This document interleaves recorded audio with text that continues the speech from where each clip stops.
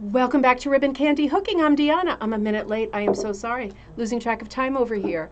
How are you? Happy Friday. Welcome back to the show. It is great to see you. You made it to Friday, and we have a big show tonight. We are revisiting our conversation from last week where we were looking at the latest issue of ATHA, talking about some of the rugs that are important in there, some of the makers, some of the things that are going on. And in doing research for the show this week, I went down a bunch of rabbit holes, which really is our Friday night thing, isn't it? Going down these Alice in Wonderland type rabbit holes. Let's do that tonight. There's a few things that I kind of tapped into and came up with gold. So I thought there's a bunch of things for us to talk about tonight. Let's see who's here. Karen, great to see you. Cheers, my dears. You're working on a UFO, an unfinished object. I think we can all relate to that. And a bourbon in Colorado. Is that like a bourbon and ginger ale kind of a thing? That sounds very nice. I've got a boring glass of wine tonight. I didn't even think to go out and get something festive for our Friday night cocktail night. It's great to see you. Linda, it's great to see you. Cheers, my dears, in New Jersey. Linda, it was great to see you last night for the Amish toothbrush class. We had our Amish toothbrush class branching out to different forms of rug making. It was super fun. And as I wrote to Linda and told her, somehow I managed to not record the class. So I'll be recording that this week again, the how-to on the Amish Toothbrush Show. If you were signed up for the last class on Thursday or the class on Saturday, I'm working on all of that, I promise. Suze, it's great to see you in Kansas. Kaz, is it getting to be the end of summer there? Are you headed back soon? Not that I want to bring up a sore subject. It's great to see you, and I love having you on over the summer. Wendy, great to see you. You are whipping the edges of your latest rug while you're watching. That is the perfect occupation while you're watching. That is great. Ryan, great to see you. Diet in cola. And sharing a punch. Oh, you're sharing a punch piece. Oh, so you're punch needling and then clipping the pile of it. Interesting. Can you send some pictures at some point? Have you sent some pictures for cocktail night yet? Because cocktail night should be coming up. A little bit of a change in schedule. Let's do this right now at the beginning of the show. So I made a crazy decision this week. You know, this can happen, right? It suddenly struck me that it is becoming kind of the end of summer, and I don't even want to say that because I'm really triggered by the fact that at Joann's Fabric and at Michael's and all of the craft stores, there are already holiday things out. Now, I'm looking for, if anything, Halloween colors. I'm certainly not looking for Christmas at this point. It's a huge trigger thing with me. And I don't want to push the holidays, and I don't want to rush the summer. We are still in August, right? So I had this overwhelming feeling that it was all going by too fast, and I'm a bit unhinged and crazy and hot and bothered, as I know many of you are too this summer. So for next week, I will not be live because I booked an impromptu trip, just me and the kids, going back to Cape Cod, to the cottage that we stayed at earlier in the summer, to just be on the pond all week. So I will not be running live shows next week. But if you are a Patreon member, and I hope you are, and if you are, thank you so much for supporting me, supporting the brand, supporting the channel. I put out a Patreon post today with a second free pattern for this month. I figured I'm not that present this summer, and I know a lot of people take summers off, but I don't. And I feel guilty when I'm not right here for you. So I will be out next week, and I will make it up to you because sadly, the kids will be going back to school soon. And as much as I complain, you know, it's always hard when they're gone and they get back on that crazy hamster wheel, that crazy ride, and they don't get off again for a year, you know.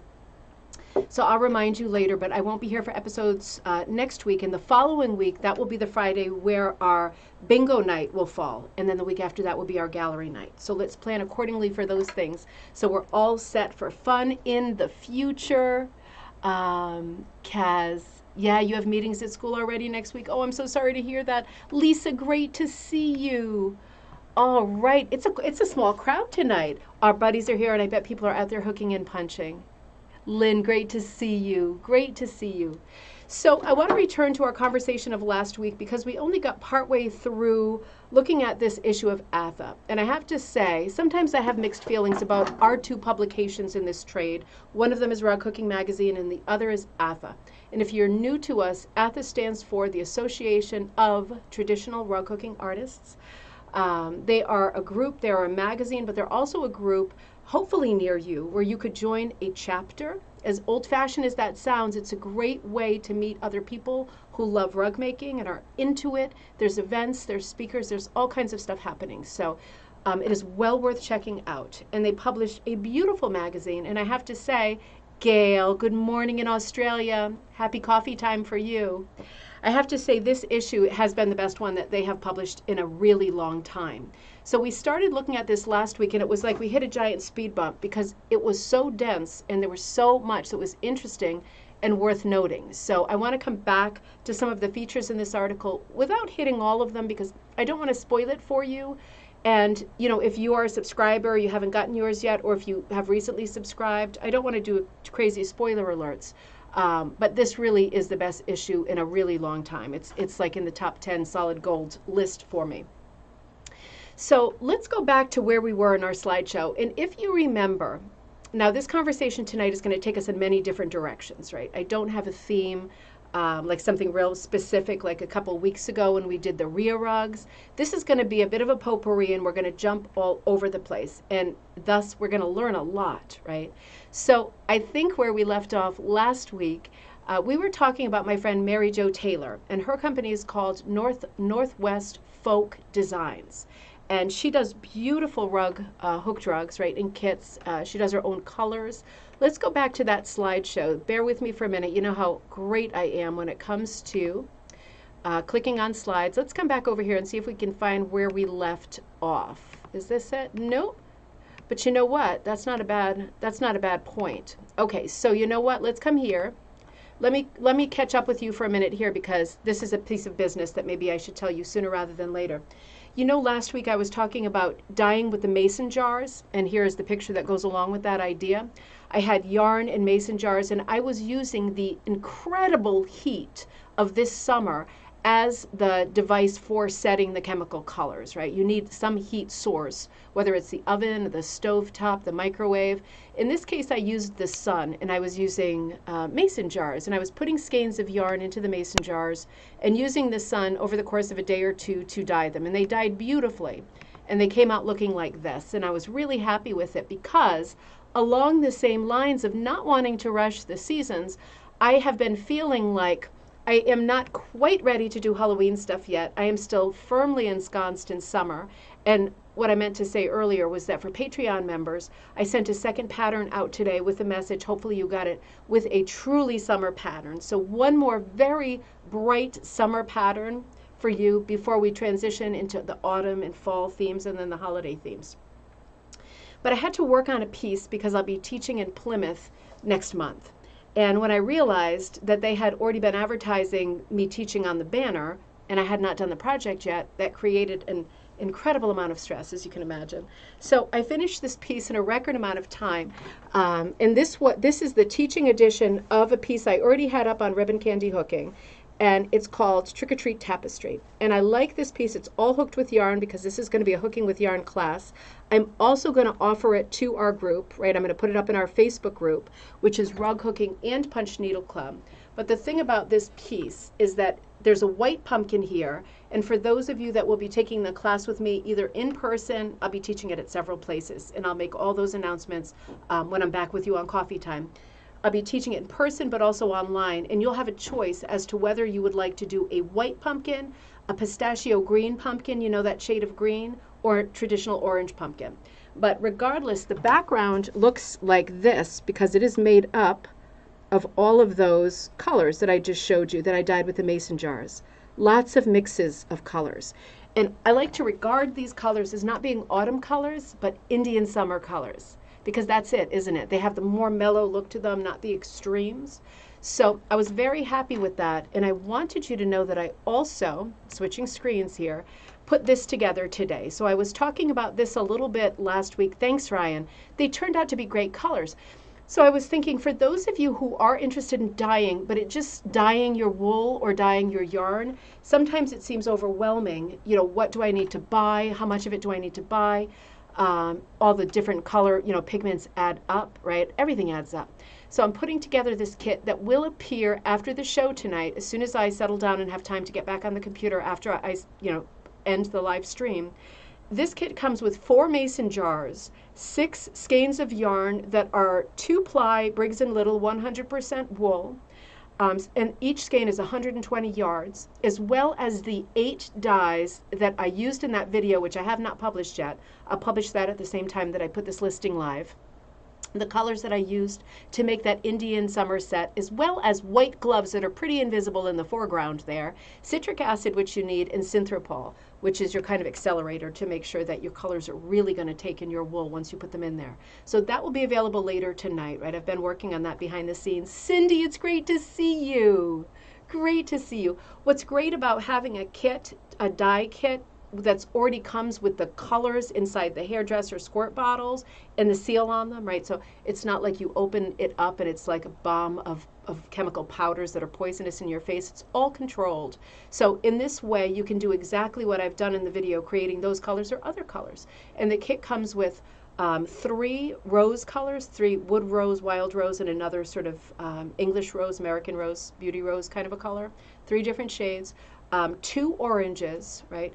The deep blue that I used just a little bit of, the red berry that I used just a little bit of, the tobacco color that is the real wild card maverick of all of the dyes, that's a Dharma color, the tobacco leaf. And I think that was it. That makes up 8 colors. So use them in any sort of quantity, and you can create 6 different skeins instead of 4, and use them for your hooking or punching. 2-ply Briggs & Little goes through a worsted weight punch needle if you're a puncher and not a hooker. And that translates as either a fine or regular, but it will fit through the Oxford style fine needle or any fine punch needle. When I hook with it, I double it up, right? And it goes remarkably fast. That's how I got that done in such a hurry. So let's come back to our issue here. That was a good prompt. It helped me remember that I meant to say that. And there's the finished pumpkin that I just showed you. I really like this pumpkin. Very simple lines. Guaranteed beginners are going to do well with this pattern. I like to set up situations that people, will succeed at their first time out of the gate. Oh, Anita, good to see you. Enjoy. I'm sorry I didn't say good evening. Happy to see you. Happy Friday. Cheers, my dears. Oh, this is the pattern that I put out earlier in the month on August 1st for Patreon members. It was the little library design. I did it as a gridded thing here for Patreon members and also in color. So there is a second pattern coming out. The reason I did the little library was because, as I said to Patreon members earlier this month, I had a beautiful painted little library, a free library outside on the lawn, and somebody came who was not well and completely decimated it, like atomized it earlier this month. So I was feeling really sad about the loss of the library. But incredibly, a neighbor came over yesterday, a retired carpenter, and picked up all the pieces, and he's going to bang it back together, so the library will be back in use. But I wanted to do a tribute to the library, as pathetic and sad as that is. Oh man, these are the days of our lives, right? Oh dear. So let's see. Let's get rid of library and let's come. Oh, wait a minute. No, I'm struggling. I am struggling. Hang on. There we go. All right. So let's come back to our ATHA chapter. Nope, that's too far. Wait a minute. No. Come on. Seriously? I had so many technical problems in class yesterday. I can't tell you. This is crazy. Hold on. Have a sip. What's going on? I'm really hoping I didn't do something super bad. Well, I guess that's where we left off. But you know what? Before we get there, I'm going to make another departure. I'm going to make a departure over here.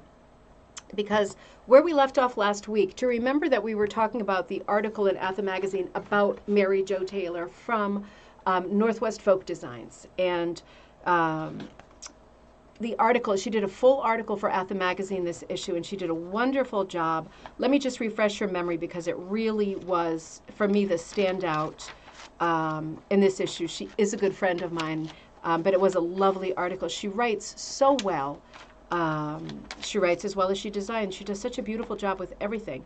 But we were looking at some of the aspects of this article. Do you remember Farm Animal Trio? Do you remember that the theme for this issue of ATHA is the farm animals? And this was the article we were looking at when we left off last week. Yes, Suze, me too. I'm so happy that somebody stepped up.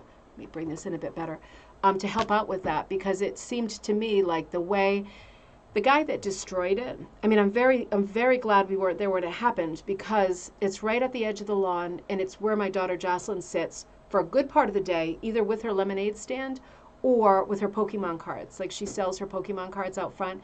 Can you imagine if she was sitting there when this guy comes by who was just destroying he was like a tornado. He was not well. So I feel for him, but at the same time, I mean, he completely decimated it, and then he went over to the liquor store and broke a bunch of bottles in there, and then he went across to the pizza place and started breaking stuff in there. It's not funny.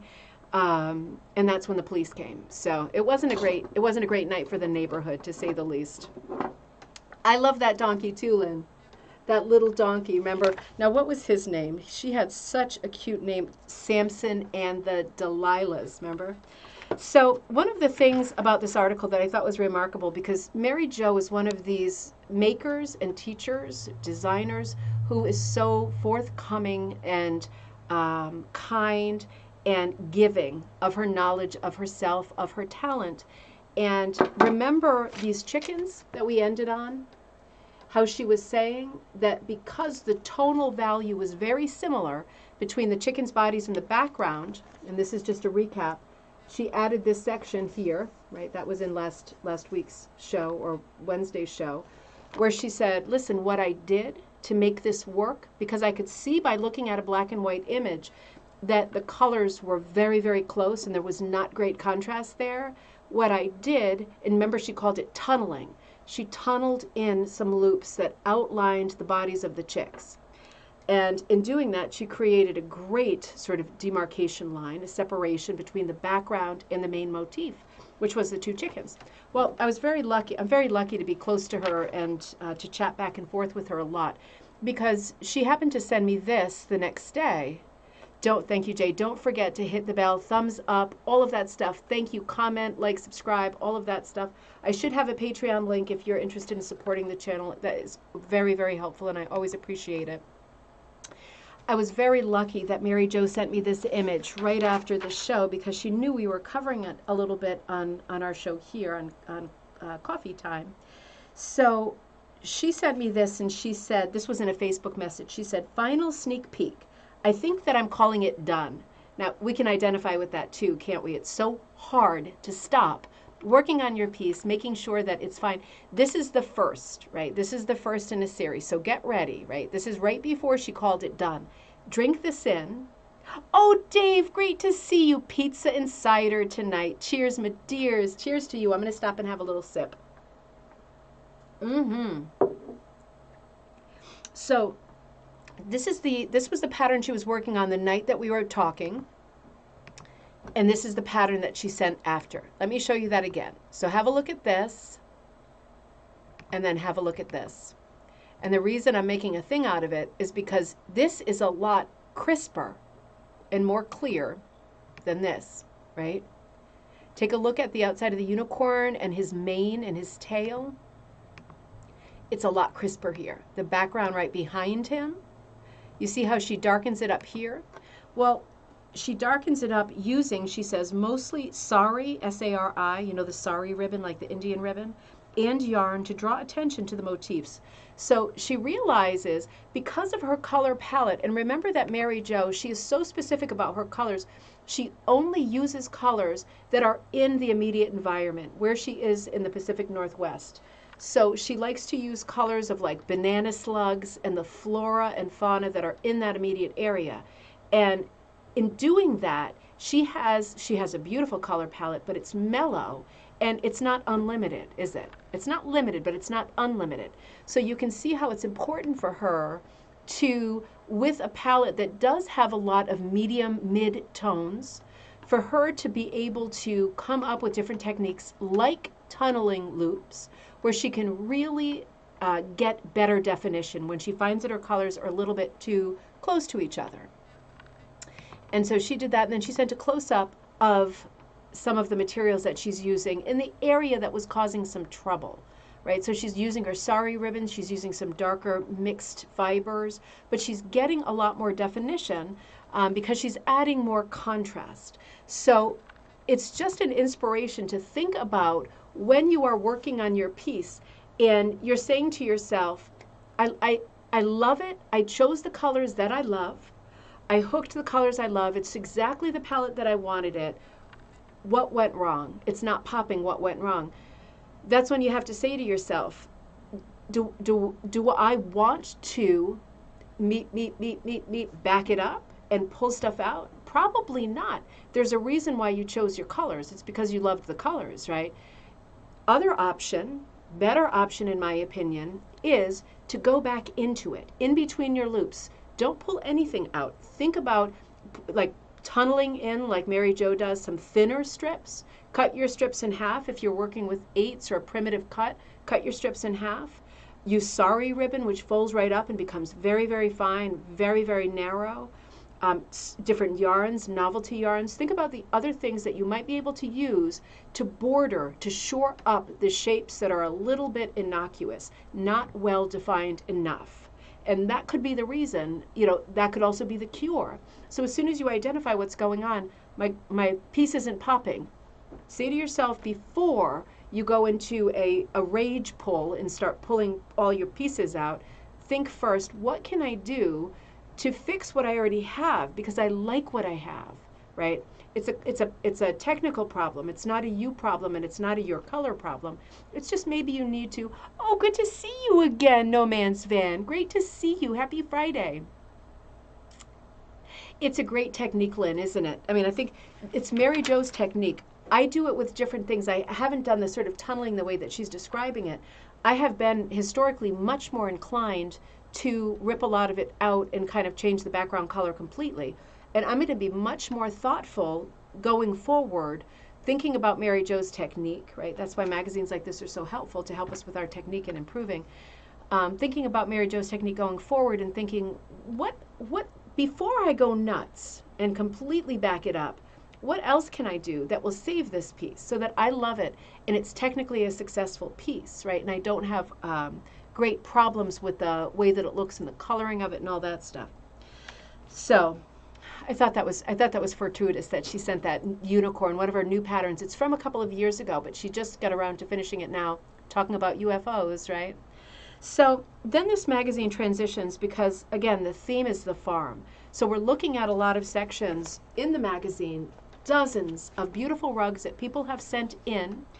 ATHA magazine always puts the call out for what the next thing is. So, for example, I'm not sure what page the call out is on. If anybody knows, please write it in the thread.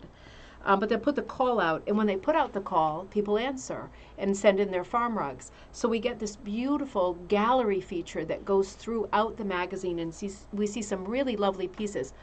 As I said last time, the pieces that I'm showing you in the slideshow tonight are not the pieces that I'm saying are like the best or my favorites or the only good ones. They're just the ones that I pulled for this episode. I love all of them, right?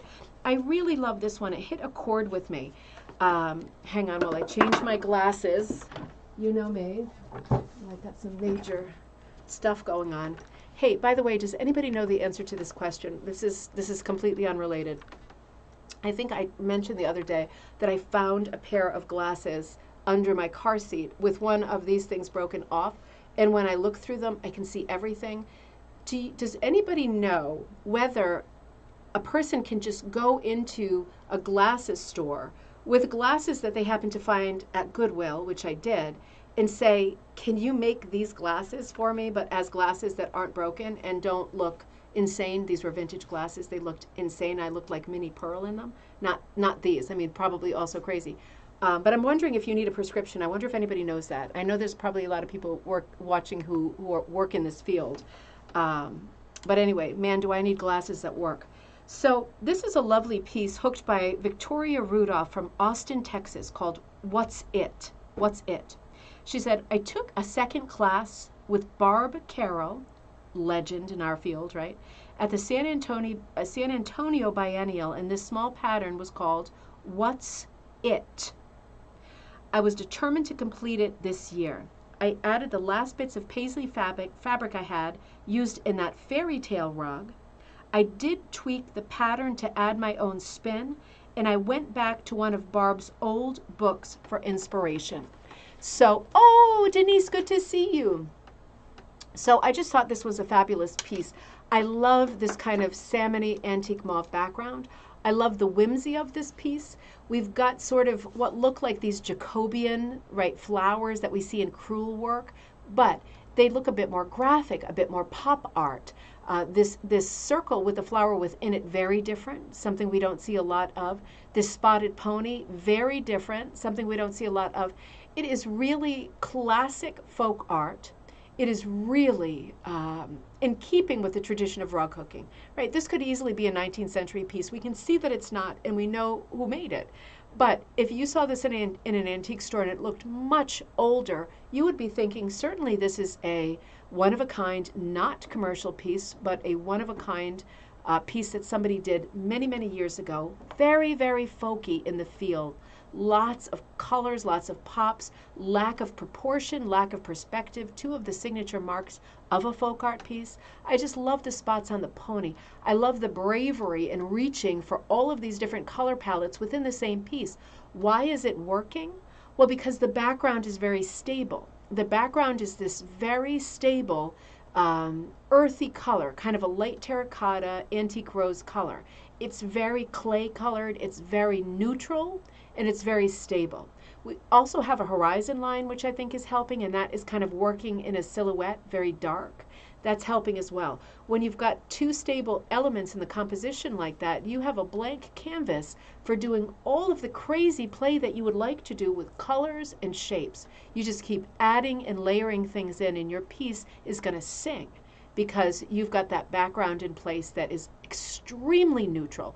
And yet, do you associate this with being a neutral color? Because sometimes when we think about neutrals, we think about white, vanilla, off-white, cream palettes, grays, browns. This is definitely not one of those palettes. This is definitely within the warm clay sort of terracotta family, but it works, it certainly functions as a neutral. It is a lovely piece.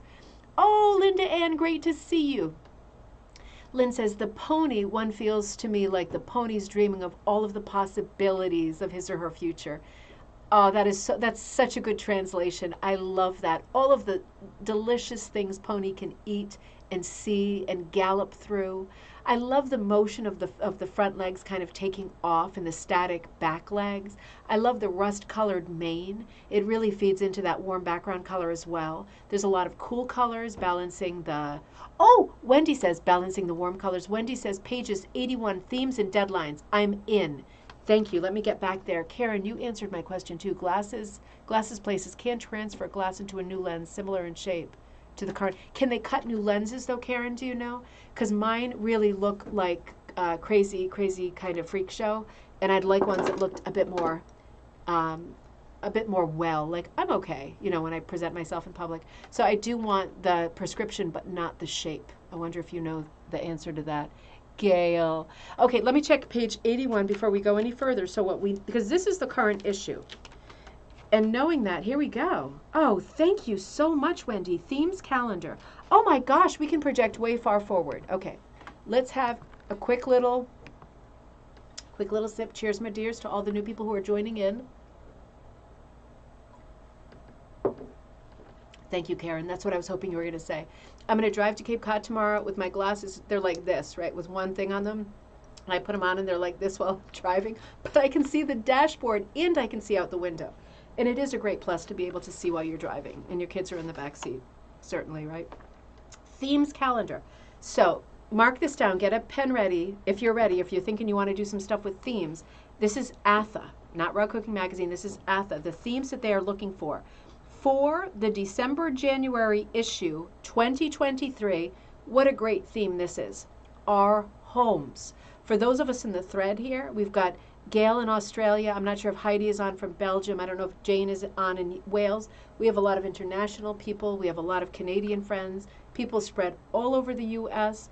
Our homes is a wonderful, and when you think about it, because we've talked about this before, when you rabbit hole, just breaking down this idea of our homes, even within our homes. House rug pops into mind, right? Primitive house rug.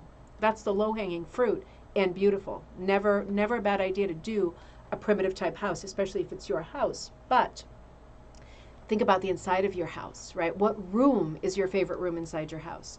The kitchen is the neglected room that so many people say, I would love a rug for my kitchen that's about my kitchen. That could be a great place to dig in. Maybe your favorite room is the bathroom where you have lots of colorful bath bombs and your feet are kind of hanging up out of the water there with your painted toenails, and that is your spot.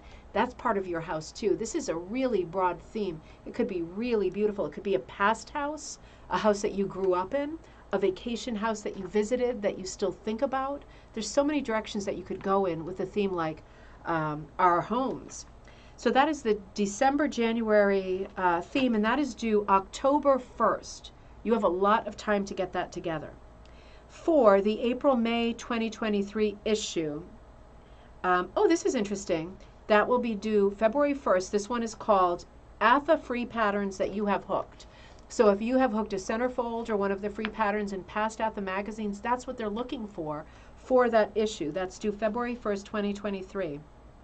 Next October, September 2023, hooking in series. And the deadline for that is June of 2023. We're getting really far out here. They really, really plan ahead. Hooking in series. So I know there are a lot of you out there who are doing series pieces. And by series, I mean you have a theme. Let me show you something on my wall opposite to us here. Right, let me see if this shows up. You see the two, oh, you can't really see them, the two pictures over there. They're similar but not the same, right? If you do a series piece, like for example, your dog and your cat in the same sort of background, whatever, or like think Andy Warhol, right? We always come back to him with his pop art, a series of something where something's in common. So those are the ones that are coming up in the very near future. Moving forward from that, I won't give you the dates because it's so far forward, but from child art to rug, so hooking or punching pieces that your children, grandchildren, or child have made, the original drawing of, that would be really fun. Ooh, after that, fractors, right? The Pennsylvania Dutch documents that include both figural sort of motifs as well as text. That is a great one. That is very Penn Dutch. And then family portraits, old and new. Ooh, December 2025. That is so far away. Sports rugs. I better stop there. It's making me nervous to think about that far off into the future. So let's keep track of what we're doing here. Denise says, can you get your last prescription from, I can't, Denise, and the reason why is because I went to Yale for the eye doctor twice, 2 years in a row. The first prescription that he gave me, I had the feeling that he was not listening to me, and this is super mansplaining times, but he gave me a prescription with transition lenses, and I said, I don't think I'm going to like that. I have a real thing with vision and depth perception, and I went and picked them up, and I hated them. I wore them for months. I wore them for so long that I stopped wearing them when they broke, right? I wasn't like I gave up on them. I hated them. I felt sick and dizzy all the time. And I went back the next year, and I explained that the lenses, the prescription I got, I hated. And it said exactly why I hated it. I felt like I was always dizzy, like vertigo, like I was always in the middle. And I know if you adjust your glasses a little bit higher, a little bit lower, it hits the line in a different way. I just didn't like them. And I didn't feel that the bottom or the top were in focus, ever. What did he do? Same guy. He gave me the same prescription again. He said, your eyes haven't changed at all, so I'm going to give you the same prescription. So I literally threw the prescription in the trash in the waiting room on the way out, right? Not much of a statement, but it was what I had at that moment. So yeah, and then I found these at Goodwill, and they fell under the car seat for like 3 years, and I just dug them out, and I thought, man, I put these on, I can see everything. I can see the answers to the universe. I can see the whole world, right? They're amazing. They're magical Brigadoon glasses, and I don't want to lose them, but I would like them to not fit like that, something in between. Okay, so this piece was lovely. This was the Victoria Rudolph piece. And let's see what our next one is. Super whimsical. Let's see. Oh, isn't this adorable? So, pair of turkeys and roses. Now, I took these photos from the magazine, right? So I've got a little bit of glare here. It's a very crisp rug, hooked by Tricia Miller of Alstead, New Hampshire. Adaptation of a 1910 rug hooked by an unknown artist in Maine. It's 44 by 27, 7-cut wool. Pattern was drawn by another one of my buddies, Rhonda Shook Manley. So beautiful, beautiful pattern from an older rug. Rhonda Black Sheep Wool, right? Her company is called Black Sheep Wool. She does so much with antique patterns, finding beautiful old rugs and recreating the pattern. And in this way, right? So when you look at this pattern, you can see that there is a lot of color blocking in the background, that it is a product of aging and color loss from either aniline or natural dyes in the past. There has been a lot of color loss, and this pattern allows for you to be able to hook it brand new, tribute to that original rug and that original maker, but to hook it with those characteristics, with those traits built into it. I think that is a beautiful hat tip to the past. Lynn, go to a different eye doctor. I know. Wouldn't you think being at Yale with everything, it would be like the toppermost, poppermost? But it's a lot. It's a lot of grief and aggravation, I have to tell you. Overall, they're obviously very, very good and very smart people, but we have our moments, right? This is another one. Let me see if I can see where I pulled this one from. I thought this one was so charming, sticking with the farm themes in this issue, of course. Wait a minute. Oh, there it is. Okay, so Petunia Pig, hooked by Nancy Badley, Marysville, Michigan, and the design is by Sean Arnett, A-R-N-E-T. You know, I wanted to put this one. Dave also needs Brigadoon glasses. Don't we all need Brigadoon glasses? I feel like watching Brigadoon again. I mean, don't you? Let's have that conversation for just a minute. The old movie conversation we often have on Cozy Friday nights. I was thinking about movies that I need to watch again immediately, and I'm feeling like Brigadoon is definitely one of them. These old movies that just make you feel like you're going to live forever, like you were alive in the 1950s and you're going to be alive in the 3050s, those kinds of romantic, charming, everlasting, eternal type movies. Let's list some of those, because I could use a playlist while I am by myself with my kids on Cape Cod next week, right? I set myself up for that. Super cute pig, Linda Ann. You know, I love this one because it is a very primitive, very simple design with this kind of postage stamp border, beautiful blue border with this corrugated edge, looks like a postage stamp, right? It's a very simple piece, but man, isn't it gorgeous? You know, simple is hard. We say this all the time. It's easy to do an elaborate piece with lots of shading. No, it's not easy. Lots of parts, right? Lots of realism. Nice big piece with a lot of information hooked into the rug, but it's very hard to do a simple piece with not a lot of lines. Linda Ann said, I was going to say musical bingo rug night would be fun. How would that work? I have no clue. It sounds amazing. Well, you know, I sometimes think about having musical nights, but remember, I always come back to this. Remember the Christmas episode of 2 years ago when I did like 1.5 seconds of different songs, because it was like bingo year, and I played the #1 Christmas song of that year and showed a rug from the same year. And then I got crucified the next day on YouTube. They pulled the video and copyright stamped me and ended the video because Kenny G's Christmas song was in there. So I deleted just that fraction of it out. So it would have to be a musical night with no music. I'd like to think about how that would work too, because that does sound like a lot of fun. Gonna watch Grease again. I know, isn't it so sad that Olivia Newton-John passed away? That was really sad news. She was one of my great idols in Grease. Those leather pants, right? I mean, God, I still think about that as the ideal sort of sexy, feminine look and that spunkiness. She was just fantastic. Great movie. Great rug. Petunia Pig. Now, what I love about this is this kind of Oreo stripe, like an Oreo cow, right, with a white stripe in the middle and dark on the sides. And I love this row of repeat flowers. These are just these very, very simple, primitive flowers. Simple is hard, and that's what's happening here. The flowers are coming in at different levels. The colors are very simple, but they're very engaging. There's a nice bright color palette. There's a good balance of neutrals and brights. That's what's bringing our eye to the brights. It's positioned perfectly. My favorite part of this rug is the way that that yellow flower on the right is positioned right against the snout of Petunia. I think that is impossibly charming. I mean, it's just a nice touch. And we were talking on the Wednesday coffee time still talking about the ATHA issue, but saying how important and fun it is in these rugs to have some humor. You know, when you see a little bit of humor, like that snout pressed right up against that flower, it makes you smile. I love the curly tail too. Really sweet rug. All right, let's see what else we've got here.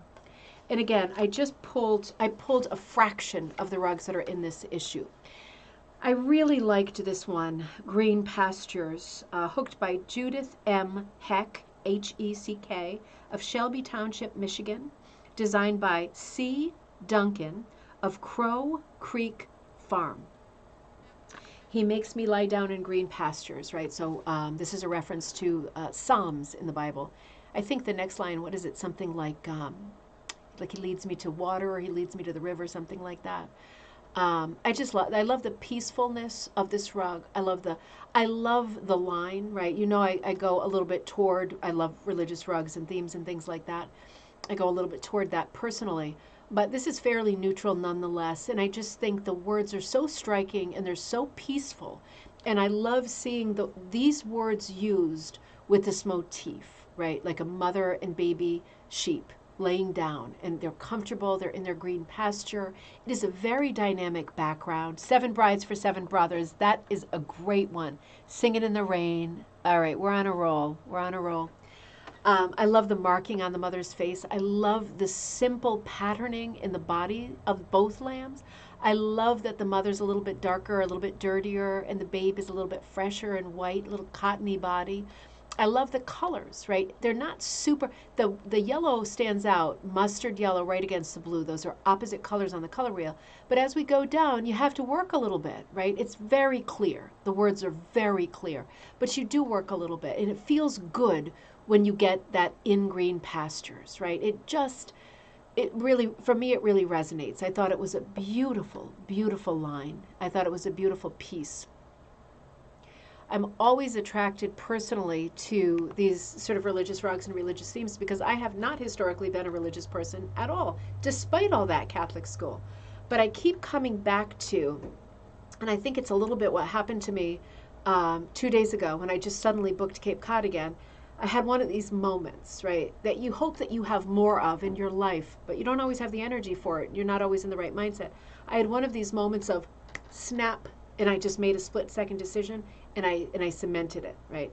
And I always think when I do that, which is not as often as I would like, it's very rare for me to make impromptu decisions like that, but I always think about that great story about the author C.S. Lewis, right, who wrote the Narnia Chronicles, The Lion, the Witch, and the Wardrobe. That story that he told in his autobiography, because of course The Lion, the Witch, and the Wardrobe is a very religious-rooted story about seasons, about good versus evil, and many of his books were. And of course he was a great academic, went to Cambridge, super smart person, was not religious at all, and then one day, I think it was in Cambridge, he got on a bus feeling just like his usual self, no feeling about religion. He got on the bus and he said he had a religious experience on the bus. And when he got off the bus, he said he was filled with this extraordinary, overwhelming feeling that religion was where it was at, and it was all true. And he wanted to know more, learn more, study more, study theology. I mean, just the idea, I mean, that a big life change like that could be so accessible. You just get on the bus. Like, don't you wish, maybe not religion, that's like a placeholder for something else, but isn't it like a wonderful, hopeful thought that you could do something like take a bus trip and something amazing could happen to you that changes your life? I always think that. I always hope that that's going to happen for me. And sometimes it happens a little bit, and I snap and wake up on the wrong side of the bed, and I book a cabin on a lake.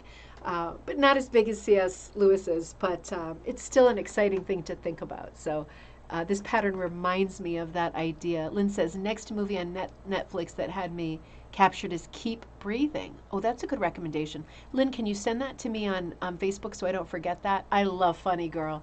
Linda Ann, but who doesn't love Barbara Streisand Streisand all the time? I love her all the time. All the time. I love that movie. This is one of my favorite pieces in the entire issue, I have to say. Let me find it in the book. This one is extraordinary. I'm going to have to pop up and turn my light on. This is called Primitive Farm, hooked by Barb Hoffman of Springboro, Ohio. And it doesn't say anything else, so I'm assuming that it's an original pattern. Have a sip for just a second. I'm just going to turn my overhead light on. We are losing the sun fast, and that is okay for me because it was getting warm. There we go. So I'm assuming that this is an original pattern and not a commercial pattern. I absolutely love this piece. What is not to love? Take a look at there are 4 layers or shelves of interest, right? Oh, Mom, oh, that's okay. I know you're busy with everything. You know it's here for you anytime, too. There are 4 shelves here, and by shelves, this is a great way to talk about composition, isn't it? When you break down a composition into layers, it's good to call them shelves. It makes a lot of sense. And this is really what folk artists did historically to get distance and perspective. They put something on a higher shelf, and your brain is supposed to read that as distant, and it does work. This is what Persian artists have historically done, the course of art history. Persian art and Indian art is very sort of synonymous with using like long, skinny, vertical orientations for compositions and using lots of shelves of color, right? So interesting to think about that. This is a very primitive, traditional hooked rug composition, but using these shelves in a horizontal landscape orientation. So lowest shelf is this very geometric stripey of browns, right? Dark and light brown. Isn't that gorgeous? Isn't this device of using the haystack that really mimics the 2 white trees in the distance, isn't that device of the 3 haystacks absolutely brilliant?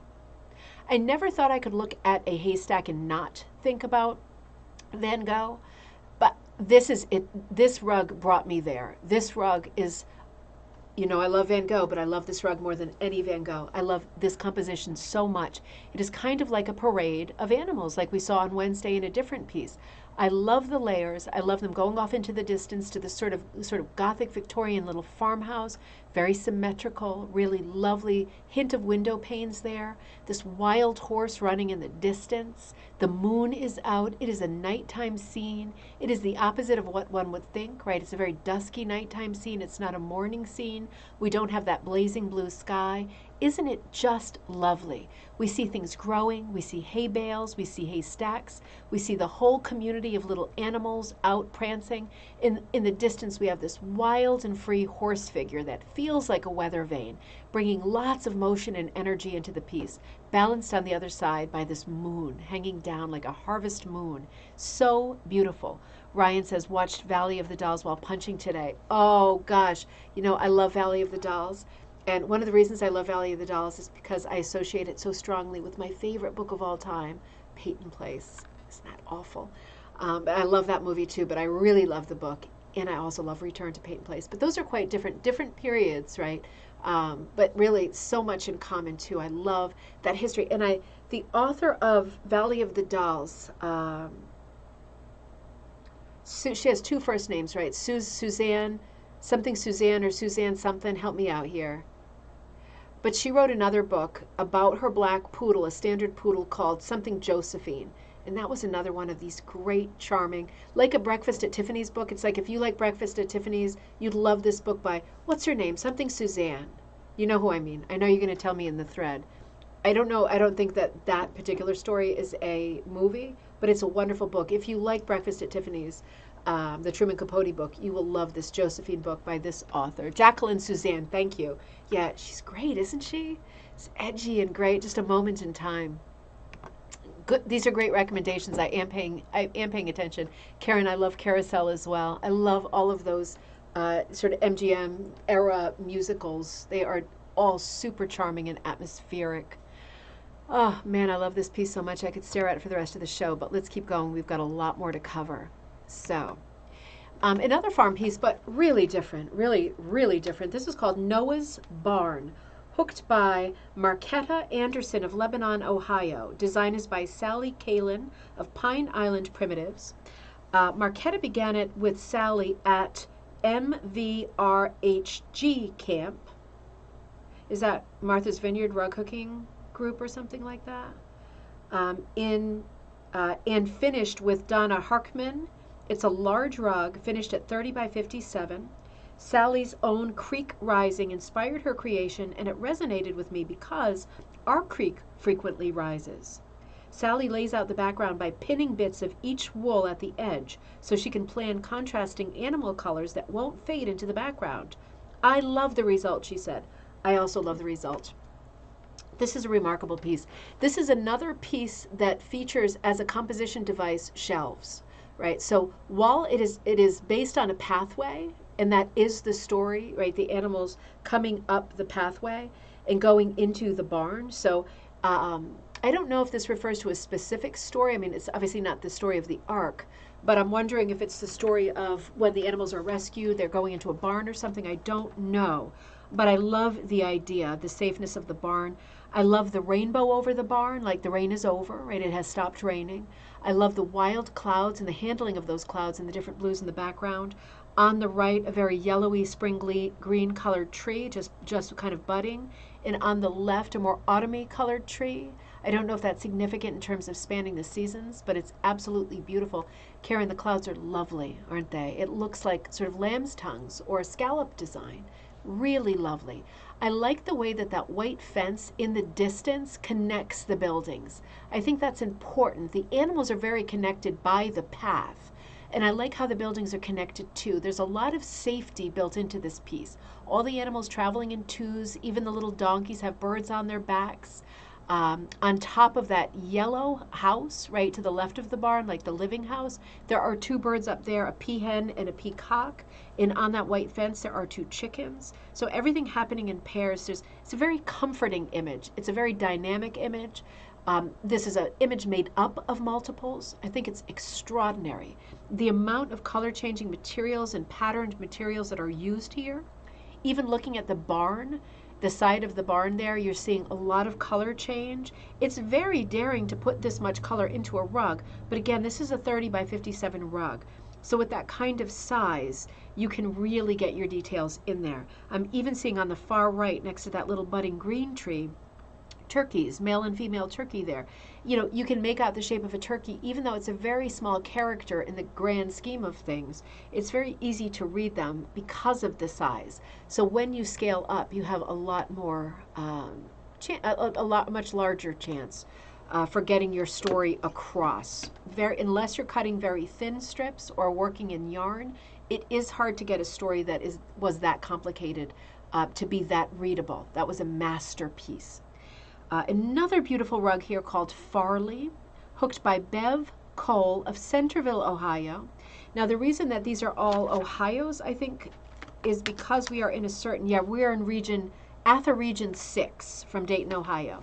This whole section that we've been looking at in the last few minutes, it's not a coincidence that everybody's from the same part of Ohio. This is ATHA Region 6.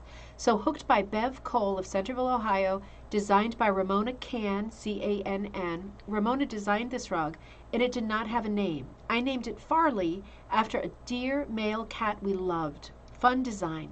I hooked this in a class at Sauter Village. Absolutely beautiful. How does this work, right? Another busy design. Well, this works in quarters. So we have got Farley the cat in the center of the piece, and he is striking. He is solid. Thank you, Lynn. He is just beautiful, right? He's very solid. He's made up of patterned wools, several, at least two. This little heart in the center, very primitive, very Pen Dutch feel to it, as well as the corner heart and hand motif, right? That's very Pen Dutch. So this design features a cat in the middle, and then you can easily fold your paper drawing into quarters and put in this kind of feather line with leaves and the hand in the corners, right? And then open it up, you've got your composition very, very strong, and you're filling in flowers, right? Because the flowers are not symmetrical. So it creates a lot of interest when we have this kind of variety. It is an interesting piece. They are fabulous, Mom, aren't they? You love the cat with the hands. That's right, hands to work, hearts to God.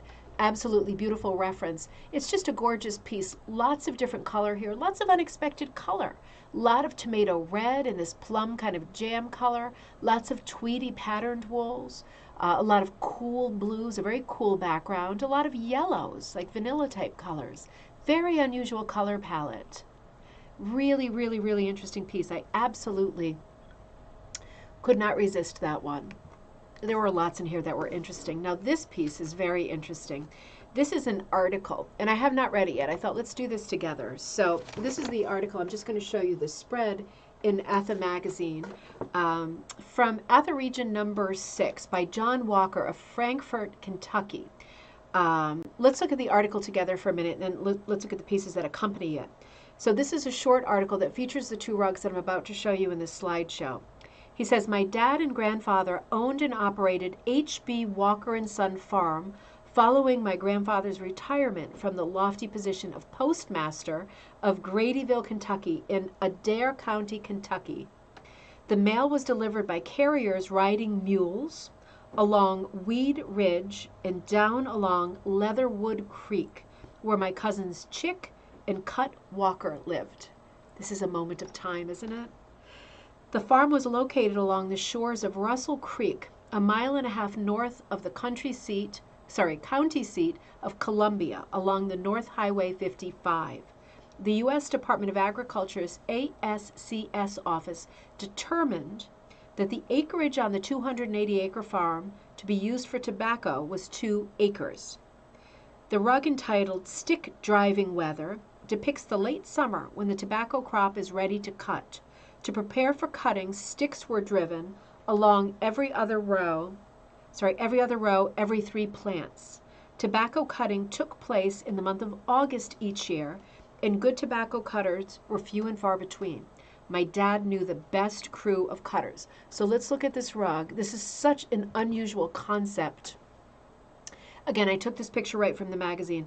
On top it says H.B. Walker & Son, 1956 to 1971. And down at the bottom, the title, Stick Driving Weather, Late August. This is a beautiful God's View map, a very folky map of the farm, of the acreage that was allotted, the way that it's cut up just like a patchwork quilt. I think this is an extraordinary piece, right? Talk about Grandma Moses. Talk about folk art. The relationship, you get such a strong feeling on this piece of property for the relationship between the buildings, partly because of these very pronounced pathways that cut through and connect, partly because the different plots of land that are meant for different things at different times, it becomes a patchwork. Little bit of sky we see on the horizon, beautiful heavy border like a photograph. It is just a remarkable piece. I couldn't take my eyes off of it. I'm going to say as a side note here, extra challenge for our side movie conversation. What is that movie that is set in it's a tobacco themed movie from the 1960s? I know that the actors were super famous, but it was a one-word title and it was the character name of the man who was in it. I don't know the answer. I'm looking for the answer. And it was set on a tobacco estate like this. And it was a part romance. It was like a more than 3-hour movie. If you know what I'm talking about, write it down. Because I will wake up at 3 in the morning, all upset, still trying to think about it. Love the cat one, but the cat looks sad. Well, you know, primitive cats often look sad. They have a look of their own. I get that a lot with my cats. I just put my primitive cat away a few minutes before the show.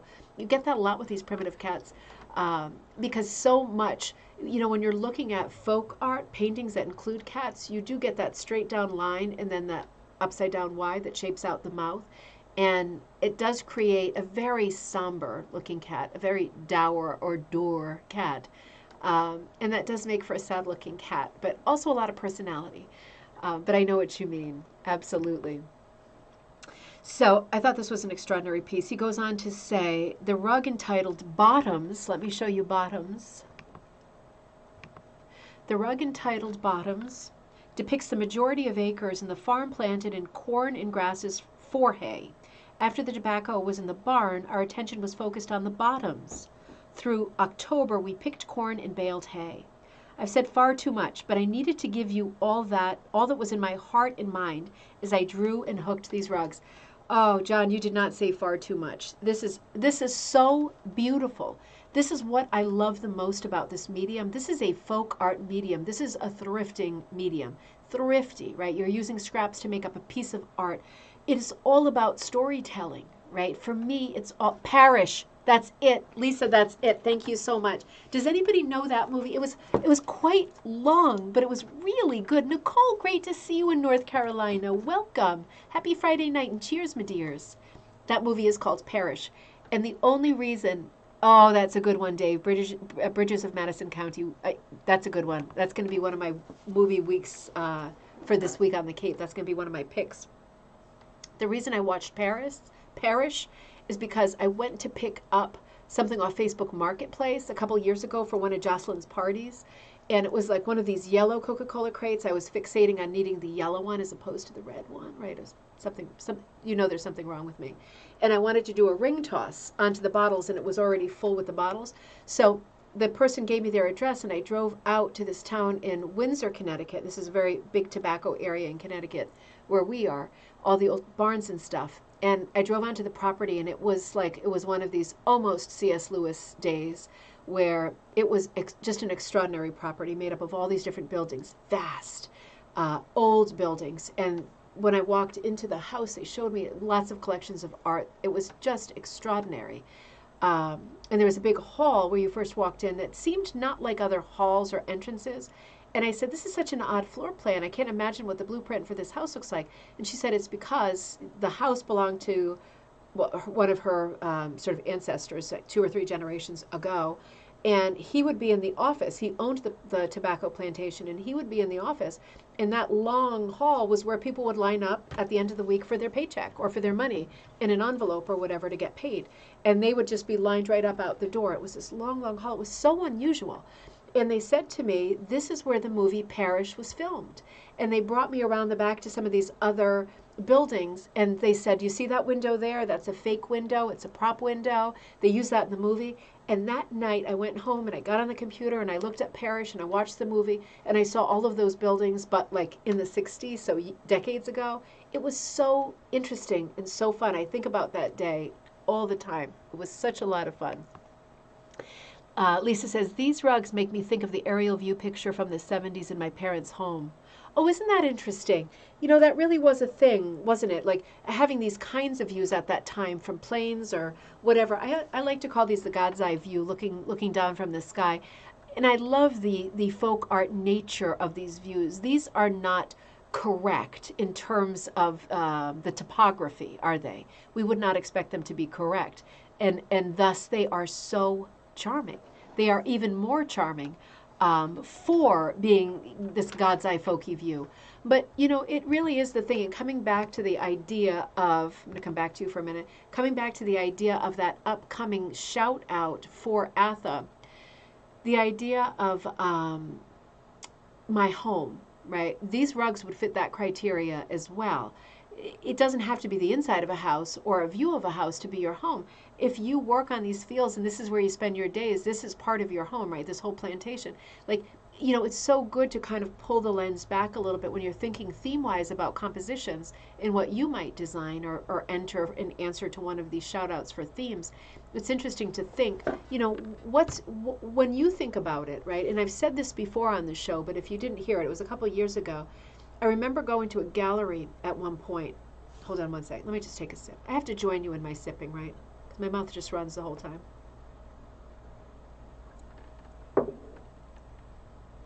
Lisa said someone took a picture and then they'd come to your home and sell you the picture. Oh my gosh, it was an actual photograph. They take a picture of your house.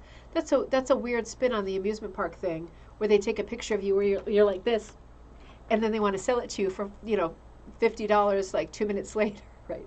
But that would be much nicer to have your house, right? Much nicer. Years ago, I went to a gallery show, right? This is my sister works at Yale, and she's an artist, and she's a restorer, and she does a lot with art, and her circle of friends are artists. A lot of my friends are fine artists, too. So I'm coming out of that kind of school of like, right? So I was at a gallery show, and I saw a bunch of pictures on the wall that I was super drawn to that were a lot like this. More sort of geometric, more cut up. And very high impasto, meaning lots of layers of paint, very thick paint. chopped up, a lot of geometry, right? So looking like pop art, but really striking and abstract. And I don't always go for that, right? I like the low-hanging fruit too. I like something I can see and connect to and relate to, but these really struck me. And I was thinking, God, I wonder what it is about these that it really is getting me, right? I was really drawn. And I looked at the whole series of them, and then I came in close and I started reading the plaques. And what they were, this artist had, and this was probably 10 years ago, this artist had looked at Google Maps, because it was a brand new thing, and looked at the view of different neighborhoods that had been important to her in her life. So her current neighborhood. And these pictures were a breakdown of that house, the house that she was thinking about, in relation to everything around it. Streets, parks, intersections, neighbor houses, everything, fields, open spaces. But it read as something from the sky, and it read as an abstract, a very geometric abstract. And when I looked from one to the next, one of them was like streets in Paris, right? And some of them were very organic, and you're thinking like New England Village or center of Boston. And some of them were super geometric, and you're thinking Washington, D.C. or New York City, where everything is at a right angle. It really got you thinking. And I know I said this years ago, but if you hadn't seen that episode, it is something to think about doing that. You know, you can see different views of, when you Google your house, you see different views from above. And it's interesting to think whether it's your current house or the house that you grew up in, or something special to you, a family house, somebody who's passed on, that kind of thing. Look at that photo or that drawing, color breakdown, as a piece of art.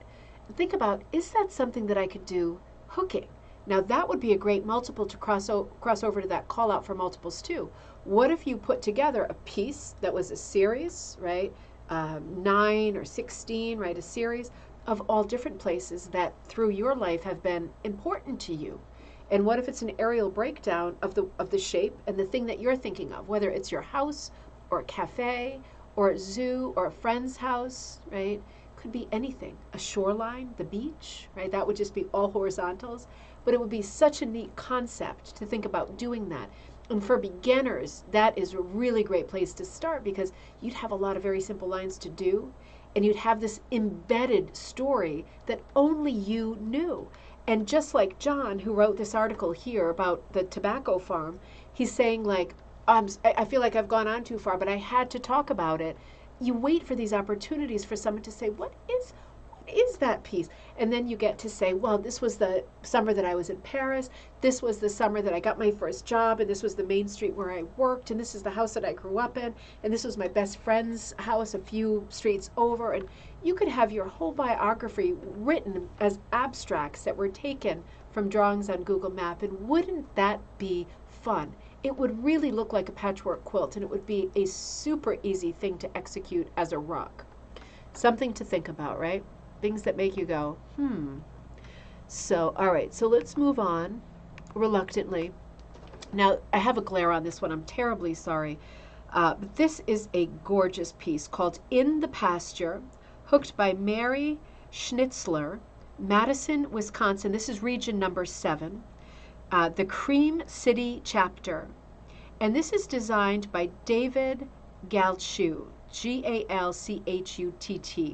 Now, I've said this before, there are lots of ways that I've heard this pronounced, but I'm going to say Galchu for tonight. And I'm not done saying Galchu, because there's a lot more that I want to say about him. Now, this is an extraordinary piece. I mean, what can one say about this piece? It is extraordinary. Beautiful, primitive motif, very familiar motif, but yet it is really a dynamic, colorful, very modern border. There is a story in the border, right? There's like a milk can. The cow looks very ready to be milked. Beautiful quilt pattern embedded in the border. We've got fruits, sort of berries, strawberries. We've got flowers. We've got seasons represented. This is a gorgeous photorealist type piece. Still a great graphic, whimsical, colorful quality. Oh, Karen says, my mom and I were just looking at the first house she and my dad bought in 1964. They bought it for $14,000 on Zillow, and went down a little memory lane. Oh, recognize the outside but not the inside. Yeah, I mean, I have that too. I wonder how many of us have that. I absolutely obsess about Mom Windsor Drive. I obsess about the house that I mostly grew up in. And, you know, during those years, I could not wait to go to Europe and do other stuff. But now that I'm older and I've come home from living in Europe for such a long time, I would love to live in that house. Not just in that town or in that state, but in that house. It's one of those things I think about all the time. Partly because of the great memories that are there, and that, you know, we all know the saying, you can never go home, and it's such a dark, heavy saying, and maybe it's true. But I do feel like if you're in places that you used to spend a lot of time in, and if there are people who've passed away, like my dad and family members who would come on the different holidays, I feel like I would feel closer to them if I could be inside that house again. Isn't that crazy? But I just feel like life would just be better. You know, if I could paint the living room paprika and set, this is maybe crazy, right? This is something for Freud. But if I could set it up in the way that it used to be, that would feel so good to me to be able to do that, to be able to have my kids there. Probably will never happen. I mean, I realize that. But you never know, right? You never know. President Avenue in Providence, Rhode Island. Oh, Karen. And for me, it was Barrington, Rhode Island, so it was quite close. Yeah, we had family that lived in Providence too, and oh, what a beautiful city that is. I'm trying to figure out what weekend I want to go to Waterfire in Providence, right? I don't know how many of you know about Waterfire. I was just telling Linda Ann the other day, Providence is one of these great cities with a river that runs through the center of it. And like Venice, they have this event, right? I've been to Venice too, and I prefer Providence. I do. They have this event called Waterfire, where because the river is such a huge character in the center of the city, it's my favorite city too. On summer evenings going right through fall, I think right through November, certain evenings they do a full lighting, and they have platforms set up on the surface of the river, and gondolas come through, and you go on a waiting list if you want to be sitting in a gondola. The gondolier kind of rows you, paddles you, whatever, over to the platform, and people take turns lighting these fires. And it takes hours, and they are blasting like opera music, which is so in itself kind of unusual, right? Unless you're at an opera, you usually are not exposed to ear-piercing opera music. I love opera, but not everybody does. But I'll tell you, in that setting, with fires being lit and the reflection off the water and the moon and the stars reflected in the river with these wild fires and this blasting music and all of these food carts with cocktails and different kinds of food, all sort of different ethnicities of food. It is so magical. And there's a bunch more this year. It's not over. There's still a whole bunch more happening this year. Oh, that cow. That cow is extraordinary. And that's going to lead us to our next rabbit hole. So this is a David Galchu, and he is himself extraordinary. Now, this is where I want to go with this conversation. You know, I want to talk about, because on Wednesday we looked at a different Galchu. Let me see if I can find it really quick. I deleted the pictures from the Wednesday show because sometimes having too many pictures in the show creates glitches. And you know how good I am at solving technical problems when we are actually glitching. Ha ha ha, not good at all. So let me see if I can find the Galchu. Oh, here it is, right here, right? Remember this from last Wednesday. It's not going to be a good image, but in this light, but remember the chicken? That's a Galchu as well. It's extraordinary. And this was, I just want to repeat this because now I've showed it, Elvis, hooked by Grace Collette, amazing. Raymond, New Hampshire, ATHA 1 region, the White Mountain Woolen Magic Chapter. Woolen Magic. Absolutely beautiful. A David Galchu 30 by 30.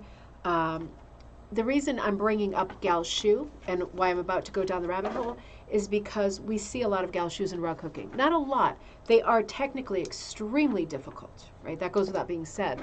But talk about brigadoon, talk about a payoff at the end of it. So I wanted to let you know, where are these Galchus coming from? They're coming from an Etsy store run by Leanne Sittler that's called LC's, that's the letter L, the letter C, LC's Wool N, the letter N, Silks, with an S at the end. So LC's Wool N Silks. She has the license to do the Galchus. There's a poem for you, Friday night poem. So, you know, I wanted to talk a little bit about Galchu because his work as rug hooking has become quite popular lately, and we're seeing it in a lot of places. ATHA magazine, rug hooking magazine, celebrations all over the place, right? Because it is remarkable when it's hooked well. So let me just read you a little bit about David Galchu, and then let's look at some of his work. And I want to take you down a different rabbit hole. Time check. Oh, we're doing fine. I might even end a little early tonight. We'll see how it goes. Cheers, my dears. I loved that chicken too. My mom says, braziers in the river. Okay, that's what they are. Make the river look like it's on fire. Blasting opera in the foods, fab. It is super fun. You know, always tell me on nights like this, if you have stuff that's going on in your neighborhood, feel free to put that in the thread, because there's people logged on, whether they're commenting or not, there's people logged on from all over. By the time I go to bed tonight, there's going to be 400 and something people having watched this video. So if you can think of interesting things too along those lines, it's Friday night. Let us know in the thread. We're all looking for fun stuff to do at the end of summer and into the fall, right? Let us know what great things are happening. Now, David Galchu, I'm about to show you a sort of slideshow of images that come from art.com. But this segment comes from his own website, his biography, www.davidgalchu.com. And it says, a native Southern Californian, David Galchu has been working as an illustrator for 30 plus years.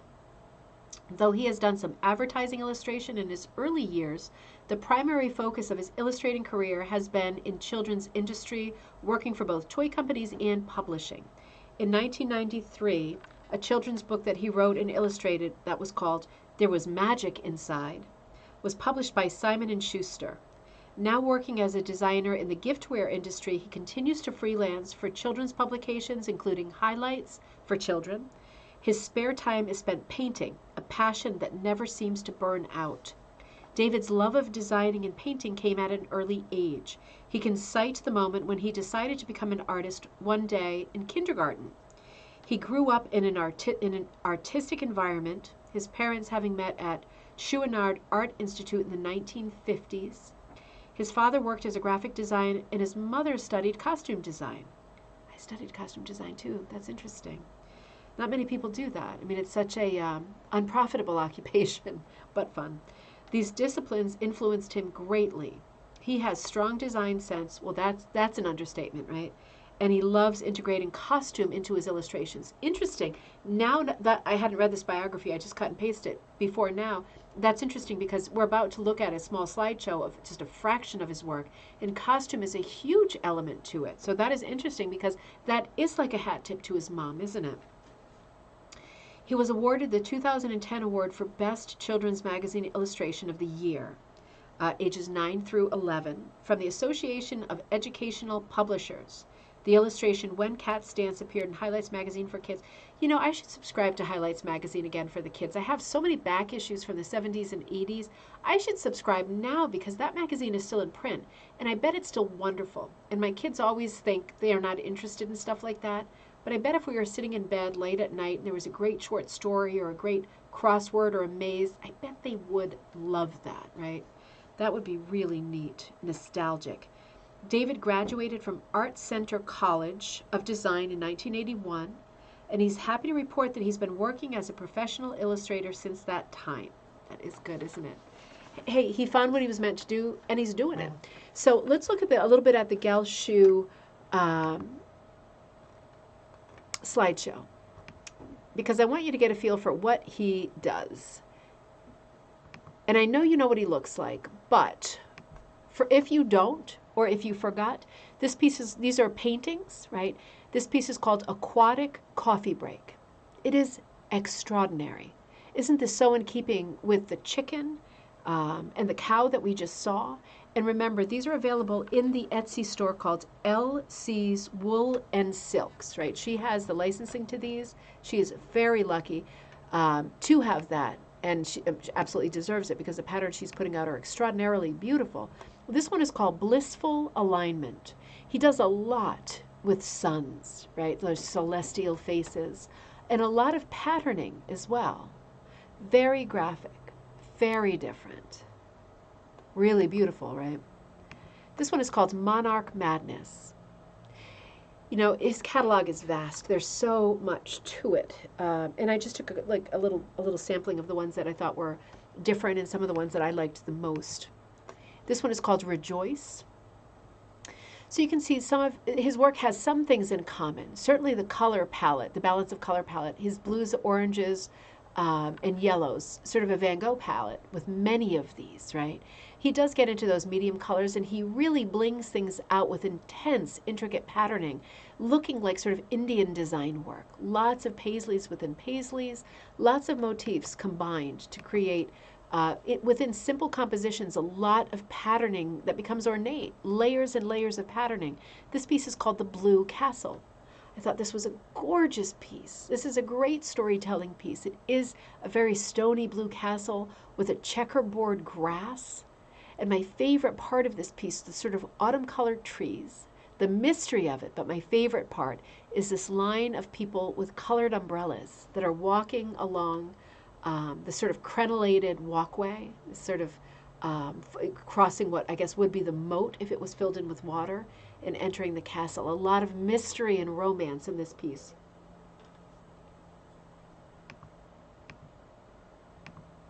I'm with you. I was just taking a sip. This is a different kind of monarch, right? This certainly looks like Queen Elizabeth. This piece is just called Monarch. I thought this was extraordinary. Now, certainly, now that I know that his mother was a costume designer, I imagine that's where this comes from, his love for costume, his love for patterning. It's so graphic, right? There is so much shading in it, but it's not realistic shading, right? It's a real style thing. He is an absolute master, and there's nobody who looks like him.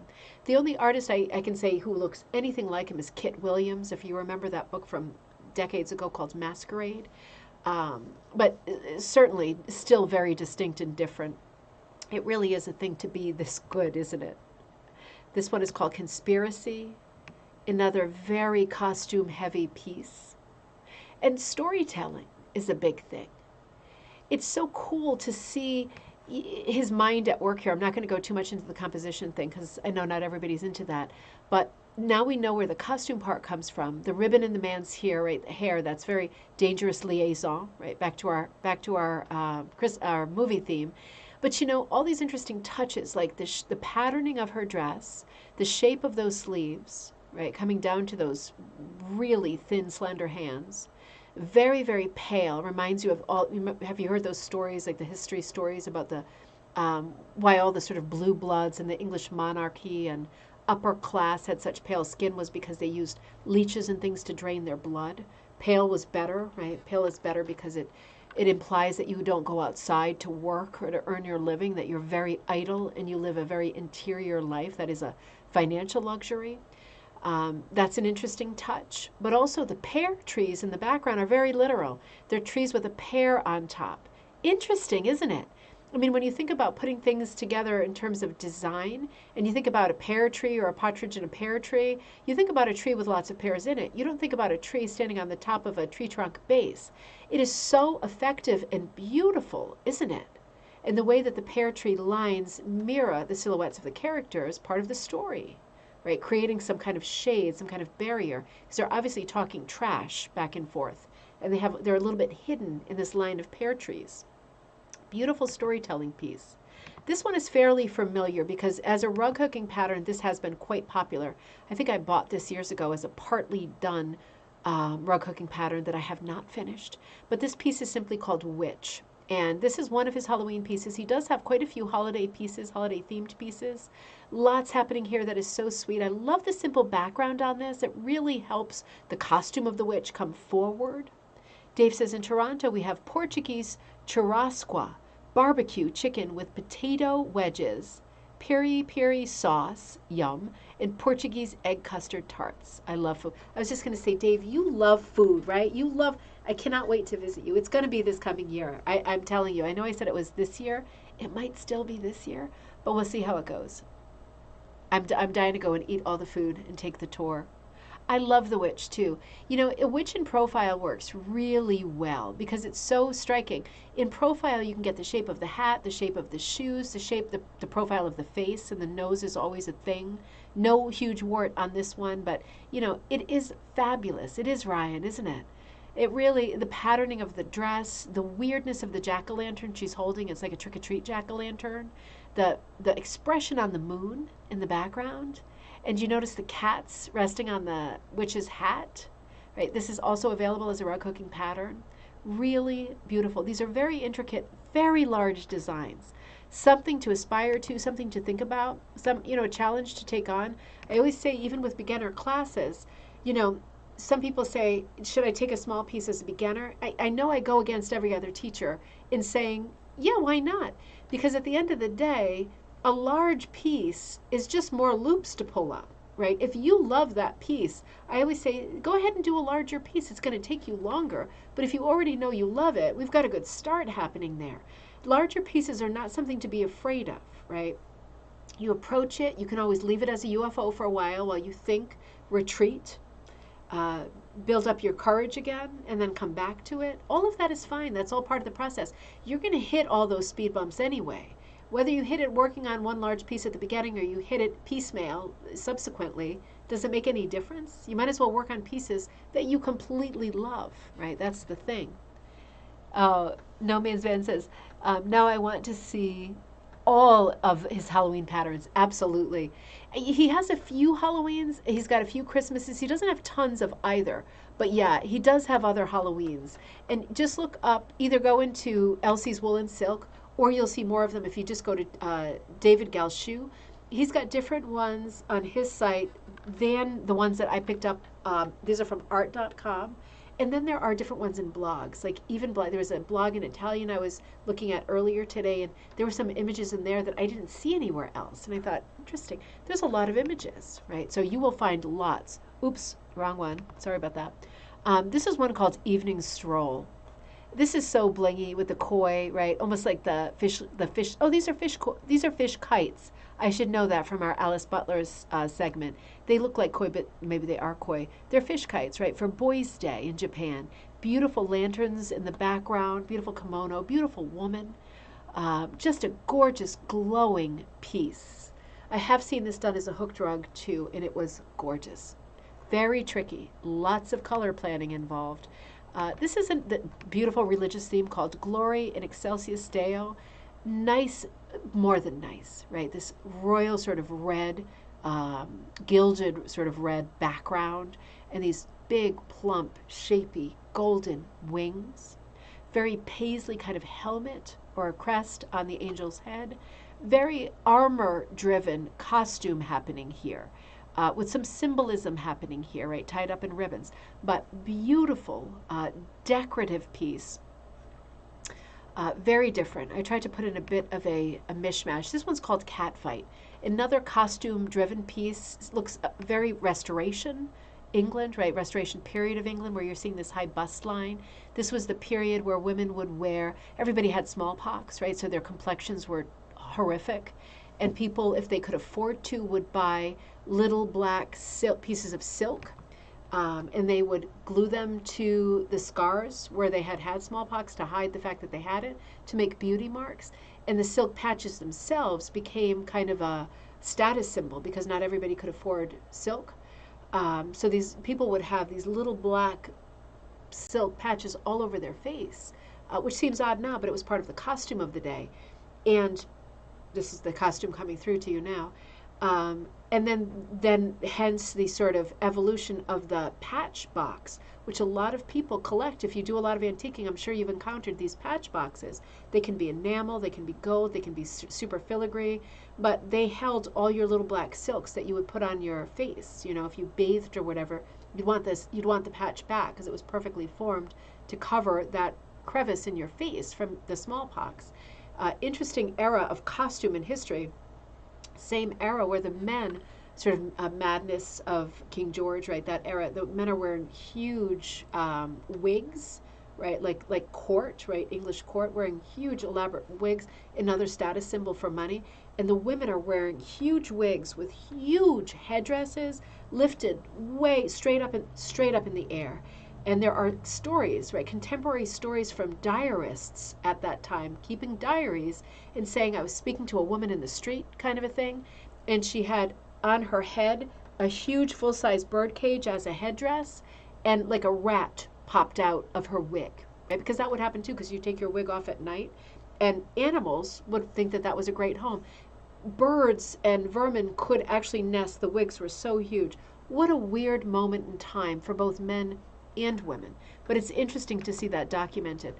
This is that moment. These hairstyles are quite conservative compared to some of the hairstyles at that time, where you would have like a full-size fleet of clipper ships, honestly, like sailing across someone's head.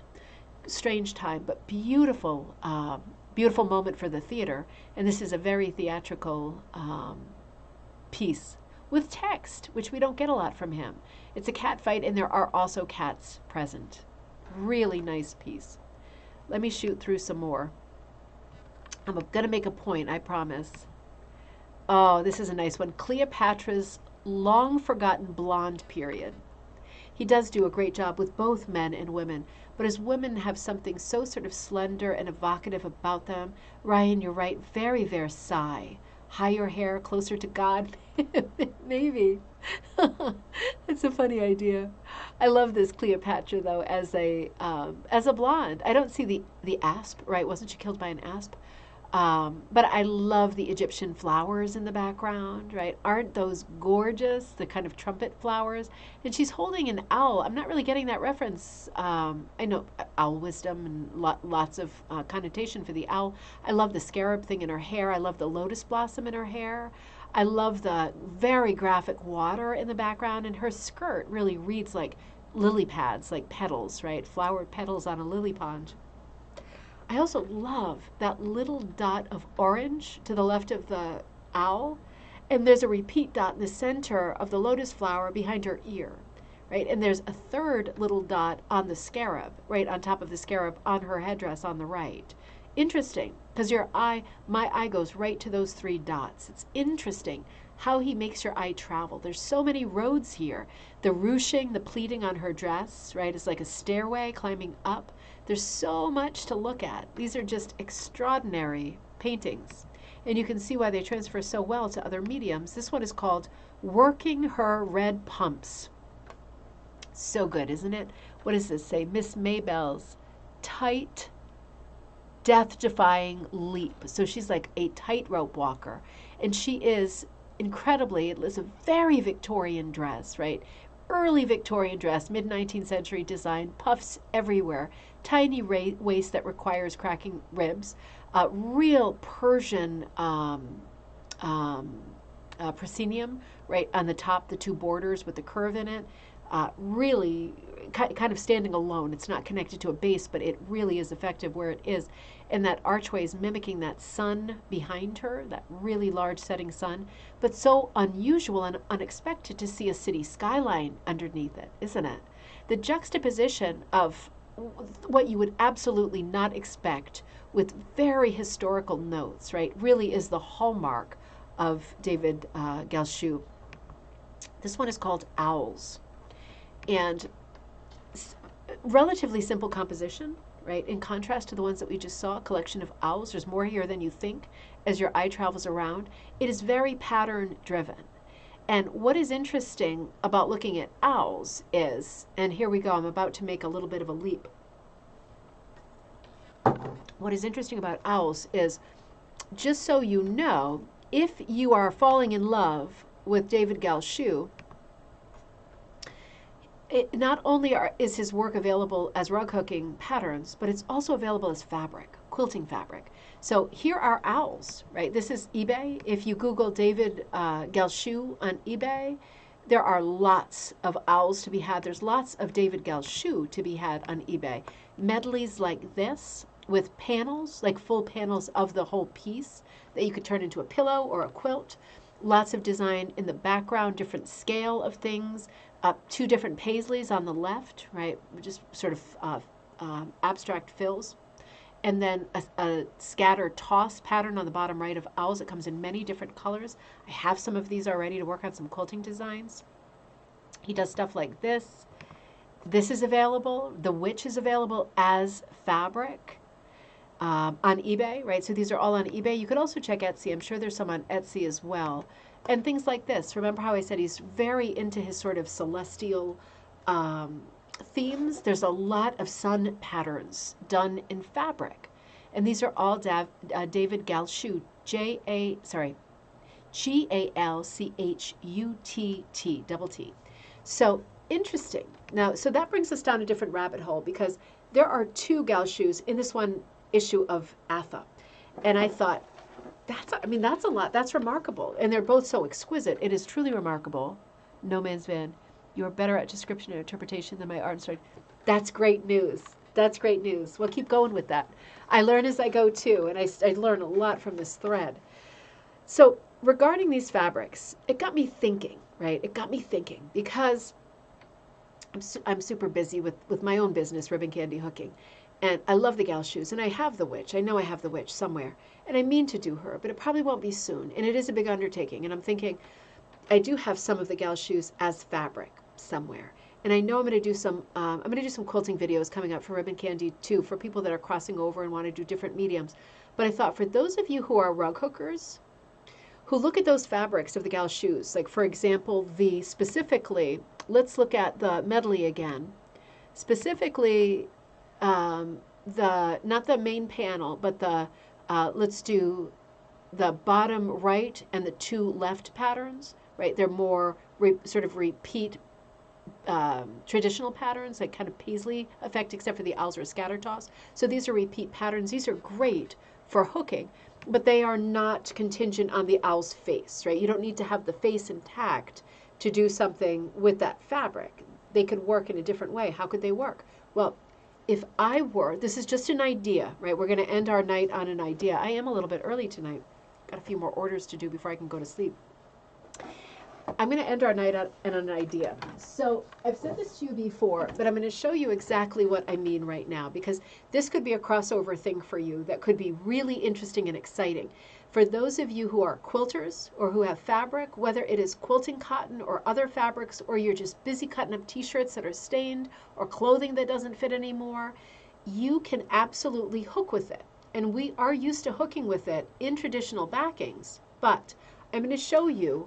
I bring up latch a lot, and I don't often do latch hook, but I often rug hook into latch hook backing, right? So this is a t-shirt material. I was just fooling around with a star design a while ago, and I have two colors of t-shirt material. I was trying to copy something I saw in an antique store. It wasn't a hooked rug. It was a different, like a quilty type textile, and I was trying to figure out how the stars went. So I was fooling around with that, and I figured it out, and then I moved on.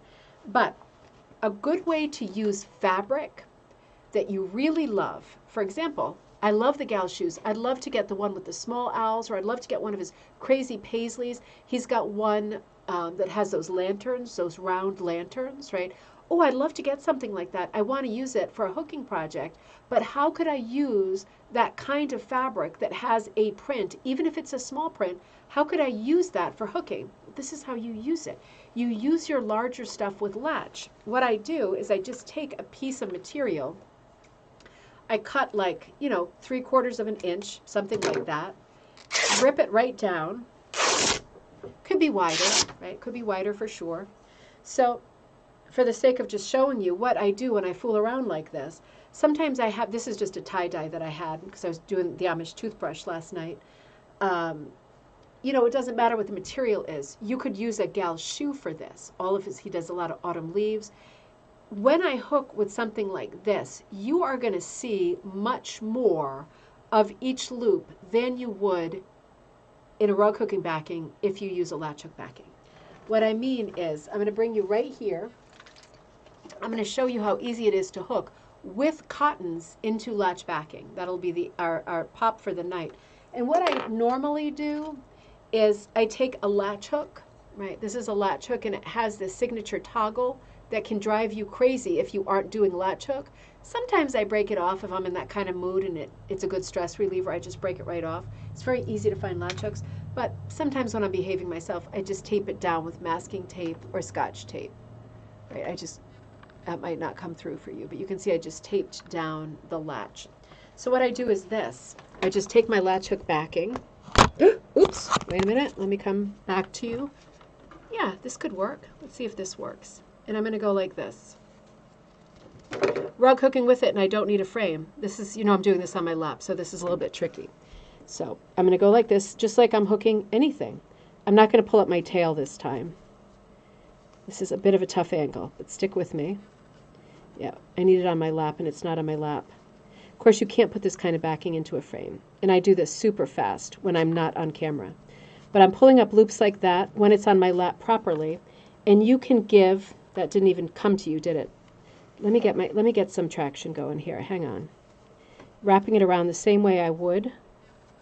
I can't see the camera and you at the same time. And pulling up loops like this, right?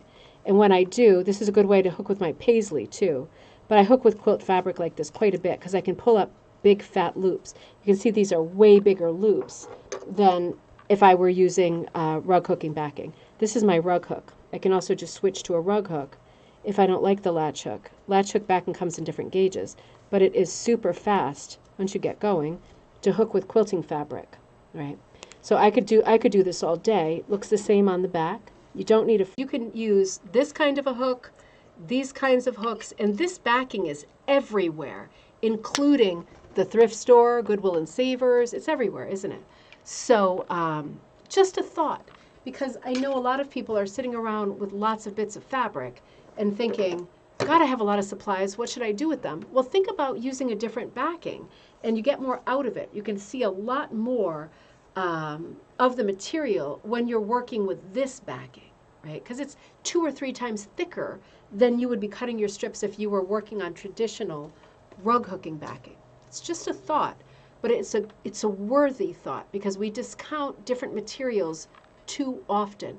And if you open up your mind to using something like this, right, you have a lot more possibilities. So much more stuff is going to fit into this latch hook backing than is going to fit into monk's cloth, linen, burlap, rug warp.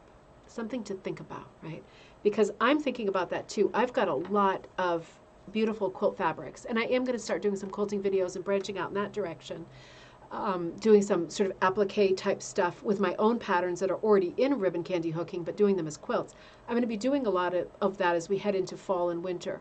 But I'm also going to be using a lot of my fabric, ripping it up like this and putting it into latch backgrounds because I feel like I can just get more mileage and completely different effects. Her mom knows. Thumbs up to the show appreciation. Oh, thank you, Mom. Absolutely love the owls. Me too. And the celestial pieces.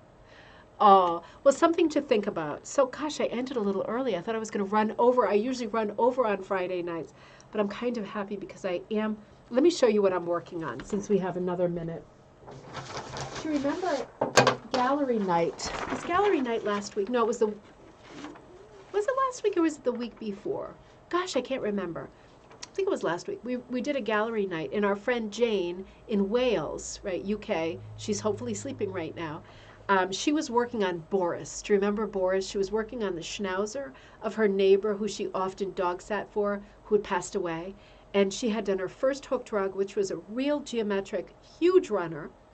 And she was starting her second piece, and it was Boris. And she sent us a picture of the drawing, and we looked at it at gallery night, and everybody was chiming in on the side going, oh, I think you should put a bee here, like a buzzing bee, move the skep over a little bit, the hive, maybe put a cattail over here. Well, she so appreciated all of those remarks that you made. She reworked Boris so that it is absolutely a gorgeous, gorgeous design. I paraphrased it, and I'm tracing this for her right now to send to her as a little gift. And I don't know if you can see it, but she took like all of your suggestions. Remember how we said, you should put Boris into the border rather than into the body of it. And this is the schnauzer that she drew. I have really paraphrased, right? I have really paraphrased. She had the cattails going up. I moved one cattail into the border. These are knots of wood in some places. She's got a frame around him. She's got her plants and stuff over here. This is going to be absolutely beautiful. She's got her border here. Remember, you all said you should put some more bees into the border to break the border on that side. She's got the bees in. She's got the skep in. She's got a few bees closer buzzing around Boris and her sheep in the distance, and then this framed out as a nameplate. So I blew it up. She sent the drawing. I blew it up really big. And Jane, I know you're going to be watching this before you get it. I'm going to put it on fiber tape and on a nice primitive linen so she can work on hooking that. It's going to be beautiful. And then I found this because she's going to be hooking it with yarn. She's in the UK and supplies can be a little bit of a thing. She's going to be hooking it with yarn because she punched her first piece. And I said, I'm going to send you over some material for Boris because you know how schnauzers are kind of the sort of salt and peppery colors, the dark, this black and white and grays. I pulled these. I said, I'd love it if you hooked Boris in patterned wool to look real traditional. And the background can be these really solid, crisp, bright, beautiful yarns. But I think schnauzers are such messy looking, hot mess dogs, right? I love them. I remember our neighbor Gus was the loudest schnauzer. I have a schnauzer as a neighbor now too, Hans. He is super talker. But they have that sort of salt and pepper look. So I pulled a bunch of different wools from my pile. There's quite a few here. There's probably 10, 15 different wools that are sort of salt and pepper colors. And I'm going to cut a bunch of those strips up for her so she knows Boris better than I know him from the photo. So she can kind of color out his little beard and his neck and all of that, his little chinny chin chin. So that'll be fun putting that together for her. That is my project for tonight because I will be leaving first thing in the morning, getting the kids up and in the car to head to the Cape, because if we don't leave early, we get stuck in traffic and we lose the day sitting waiting at one of the two bridges to cross over onto the Cape. So I'm going to try to leave really early. I'm going to finish this now. And again, I will not be with you next week. I am taking a greedy, selfish, another vacation. Just me and the kids taken off to a pond on the Cape and just having some nice quiet times. I'm putting the bike rack on the back of my Kia Soul and putting the bikes there so we can go to the skate park at night and they can skate around and get that energy out. And I'm looking forward to working on a couple of hooking projects that I'm doing. I'm working on 2 projects for the Design Like book that I'm working on now. And I put the word out on Patreon. I'll put it out here too. If you feel like, you know, the Design Like series that I give classes for, I will be announcing Design Like Grandma Moses in the next couple of days too. I can do that while I'm away, announce that and put that up so you know that that's there, assign dates to that.